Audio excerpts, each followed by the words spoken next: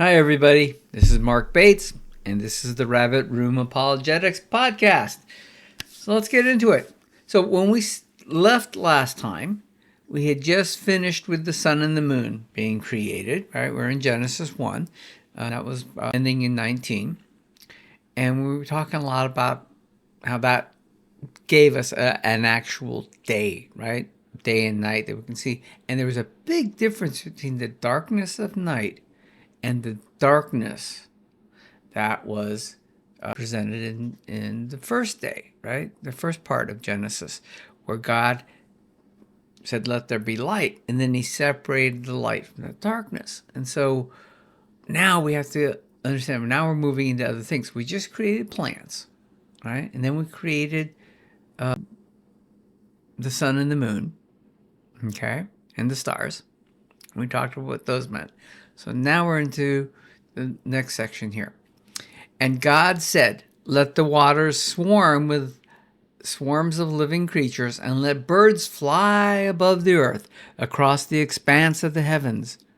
So God created the great sea creatures and every living creature that moves, with which the waters swarm, according to their kinds, and every winged bird according to its kind. And God saw that it was good. And God blessed them, saying, "Be fruitful and multiply, and fill the waters in the seas, and let birds multiply on the earth." And there was evening and there was morning the fifth day. Okay. Today, there's not a whole lot I want to talk about in here in terms of things for interpretive issues. The biggest thing, of course, is once again we're dealing with words that are not all inclusive, right? So these are categories: creatures that swim, birds that fly, right? There are some birds that don't fly. Ostriches, they're included in birds, okay? This is not a scientific text. This is just a general description, right, for us of the order and the way in which God brings it to us. But there's still some things we can see here. So the first is this whole idea that the birds and the fish, that everything was good. And what I thought this would be a great time to show you some of the tools you can use if you don't understand Hebrew like an expert. I'm not an expert, okay? I know more than enough to get through it. I speak a little Hebrew. I can, say my prayers in Hebrew. But, I've taken multiple classes from people who were just had their PhDs in Semitic languages. And these people can talk rings around me. So trust me, I'm not an expert. But this is how I use Logos, and you might find it intuitive in how you use Logos. So we're talking about this word "good" because that's an important word here, right? So once again, this is the ESV version I use in English, and below that, I've got this as an interlinear going in, so you can see the Hebrew associated with that, and is there some variation of the Hebrew? That would be the second line. And what you can see here is that we have this word, right?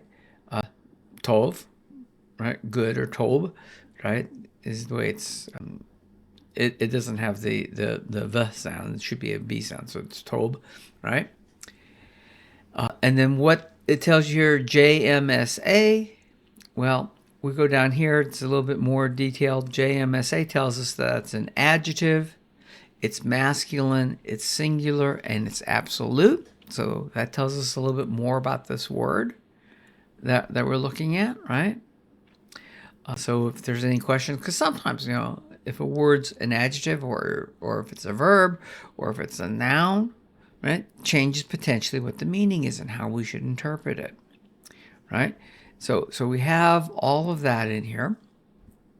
And so we have some tools now to work us. And it's really important. You don't need to know Hebrew grammar. You don't need to know Greek grammar.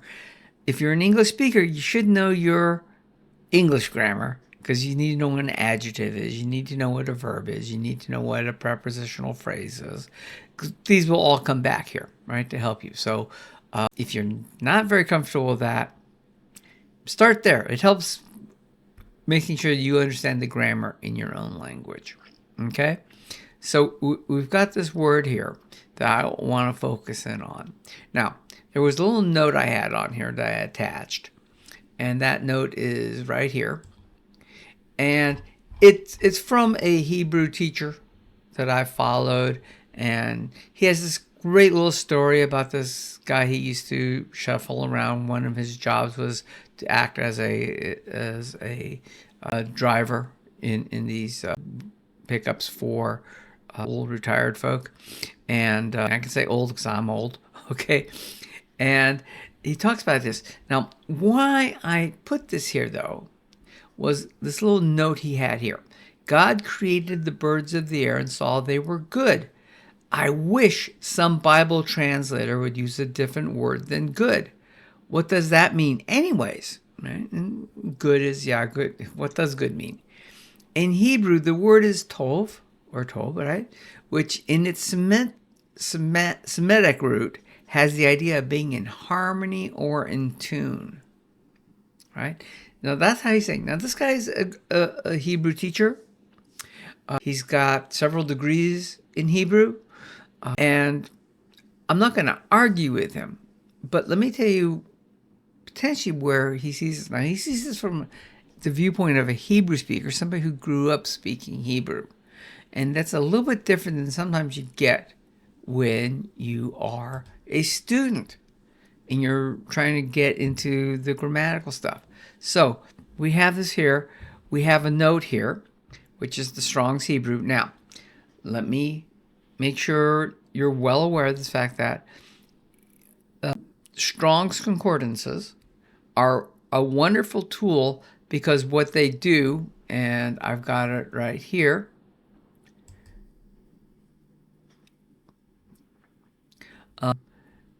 is that a Strong's concordance or Strong's lexicon will give you all the potential different ways it was translated. And typically it's tied to one English translation. So this tells you that this word, right, and they number it to make it easier to find out, was translated good 361 times, better 72 times, and what now? Most people stop right here with a concordance and go, okay, I know what this word means, and you may not. This is how other translators translated it, right? And so one of the first things I want to do is let's go back to the Net Bible. And it's one of the ones I like, right? English translations. And we've got this whole idea here that God saw that it was good, right? So that was in 121, right? Well, let's look at their notes for 121, right? Here they're concerned with the word bara, right? So that doesn't help us.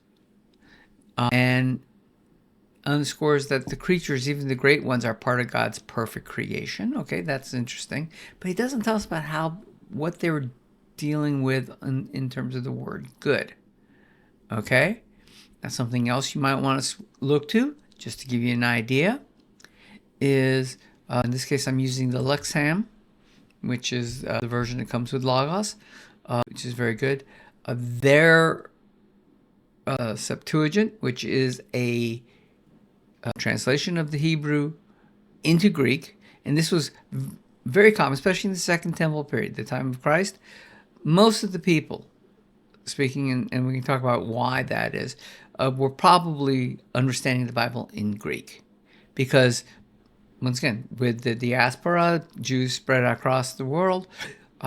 Most of them lived in Greek-speaking areas, and of course, the Holy Land had been under Greek control and Roman rule, and the Romans spoke Greek, not Latin. They only spoke Latin primarily in Rome. So you had Greek as the predominant lingua franca of the day, and so most of the people were speaking this in Greek. And we know this because a lot of the texts that are not directly associated with the temple, right, were written in Hebrew and Aramaic and in Greek. And a lot of the Dead Sea Scrolls were written in Greek, and many of the things that came right out after the time of Christ were written in Greek, because that was the language that people were communicating in, right? And so it's sometimes good to see how they were talking about this in terms of Greek, right? And so we go around here and we look for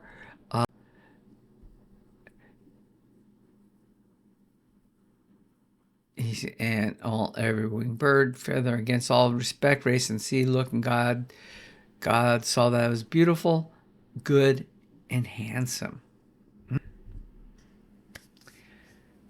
Interesting. So instead of saying the word good, and there actually is a Greek word for good here, they use the word kala, and it really means more beautiful, as in pleasant to the eyes, right? So it's a slight different take than you might take on the word tob here if you thought it was good. What could good mean? Good could mean a lot of different things. Okay, so now let's go back here. So here's the Strong's lexicon. And one thing you can see that one of the things they don't have here is beautiful and pleasant to the eye is not one of the normal translations in English. Nothing wrong with the English translation, but it tells you, wait a minute, maybe there's something else in here to look at. Okay, one of the things I do like here is that there are links to other language resources. So in this case, the Theological Word Book of the Old Testament. I like that one. It's a good one. That's this one right here. You can see here that Tob, we're looking at good. And then depending upon the Hebrew variation of the word, right, which noun, you get the three-letter, right, root of the word, and then which noun it is, and that's the little dot, can give you some difference. Good as an adjective or noun, good things, goodness, okay, good and welfare. So the root and here, once again, I like this explanation. The root refers to good or goodness in its broadest senses. 5 general areas of meaning can be noted: practical, economic, or material good, abstract goodness, such as desirability. Oh, wait a minute. Pleasantness and beauty. Here they talk about that, and that's important because you wonder why no one used beauty in the English translation, at least the one that Strong's was typing to, right? Quality, expensive, moral goodness. Okay, so now we're getting an expansion on the meaning. So if we go here and we're looking at, and God saw that it was good, and now we can expand that meaning: beautiful, pleasant, moral value, right? There's something more than just good. Good is just a little bit too easy, right? Okay, you can also look here. I've got the Driver Briggs Hebrew. Once again, lots of links here. And once again, more examples. And these are not tied to any English translation. These are just different terms you can use. Be good, right? Performing an expected function. Okay, that's an interesting take on this as well now. Do well, do good, right? So there are different ways of looking at this word, okay? And then the halot, which is probably one of the most expansive English or Hebrew lexicon out there, right? And the only problem with the halot for some people is the fact that it's not as tightly tied to the rest through the Logos system to the rest of the ones here. So there was not a quick and easy way. it looked up the word, right, Tov, because it knew that's what I was on, but none of these other guys have a link to the Halot, where the Halot has the links to these other guys, which is just a nice way to double check that meaning, right? Here's your Bauer dictionary, and you can see here, merry, with good spirits, pleasant, desirable, in order, usable, qualitatively good, efficient, pleasing, beautiful. It expands what you're looking for, right? So if I just stay here in English, I say it was good. And good has a lot of potential meanings in English. But by looking at some of these other tools, it helps me expand, oh, wait a minute. And here we're in this middle of this creation story where God's creating everything. And this word, tob, right? It talks about being pleasant, performing a function, doing it well. Well, that's really tied into this whole idea of God creating everything. So you can learn a lot from this. You don't have to necessarily be fluent in Hebrew. It helps a little bit, and there are plenty of tools within Logos to help expand that. But don't accept a simple English word sometimes as being the full meaning. The full meaning can have lots of layers of context. And that's what I wanted to point out to you today, right? And that's where Logos makes a beautiful tool for that. Now, what we can do here is, just to help you here, let's look at the study assistant, right? And we can say, what are the various, because maybe I'm not that good in it helps if I can spell properly. Various definitions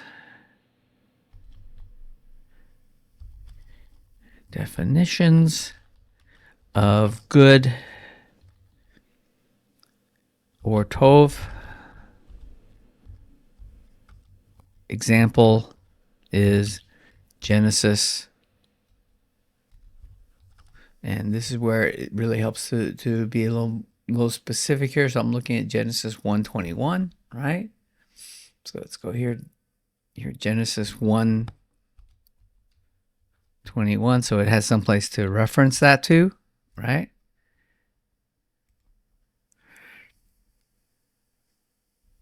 Okay, now spell stuff right.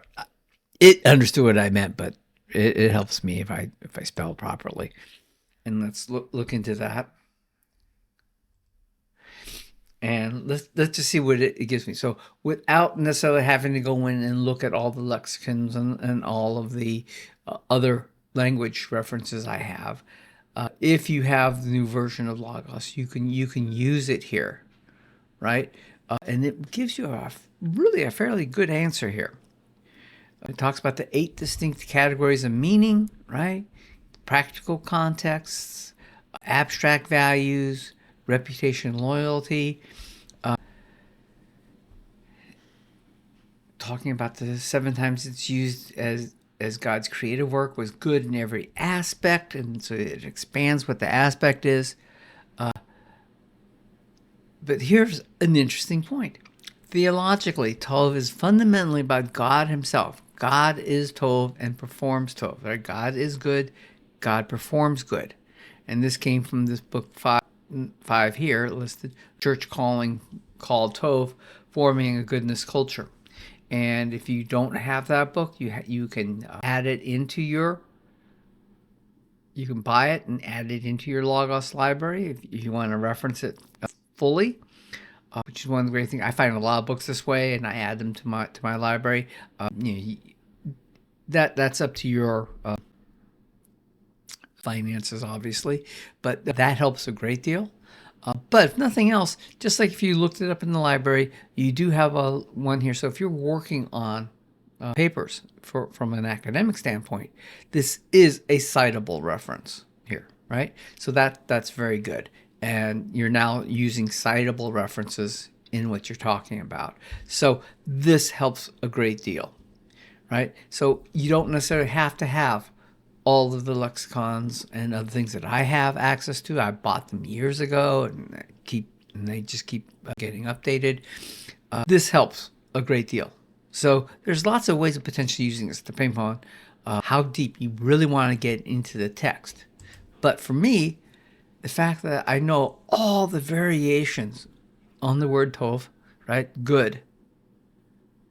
And much more than I learned when I was taking Hebrew in seminary, right? And in synagogue. The idea here is that, yes, there are variations here. And God saw that it was good, but good means God as well. And God performs good. And it all now ties together into this whole idea of what is the creation. So keep that in mind, that the entire creation story is about God. And even the very words used to describe the things that God is creating reference back to God. Okay? Hope you like that. If you have any questions, leave me a comment. If you haven't done so, please think about subscribing to the channel, liking this video, share it with a friend. And once again, if you look into the description, I'll give you a little code where you can get a discount on a subscription to Logos Bible Study. If you're going to use it, if you want to use it the way I'm using it, and I can help you get better with Logos, you might as well get a discount on it, right? So have a great day. Everyone be blessed. We'll talk to you very soon.